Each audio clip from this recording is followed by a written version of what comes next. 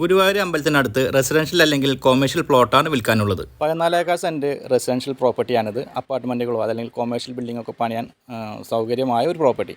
തൃശ്ശൂർ ജില്ലയിലെ ഗുരുവായൂർ മുനിസിപ്പാലിറ്റിയിൽ ഗുരുവായൂർ അമ്പല പരിസരത്തു നിന്നും വെറും 700 മീറ്റർ ദൂരത്തായിട്ട് പ്രൈവറ്റ് ബസ് സ്റ്റാൻഡ് പരിസരത്തു നിന്നും വെറും 350 മീറ്റർ ദൂരത്തായിട്ടാണ് ഈ പ്രോപ്പർട്ടിയുടെ ലൊക്കേഷൻ വരുന്നത്. ഈ ഒരു കൊമേഴ്ഷ്യൽ പ്രോപ്പർട്ടിക്ക് ഇതിൻ്റെ ഉടമസ്ഥൻ വിലയായി ഉദ്ദേശിക്കുന്നത് സെൻറ്റിന് 13,50,000 രൂപ എന്ന നിരക്കിലാണ്.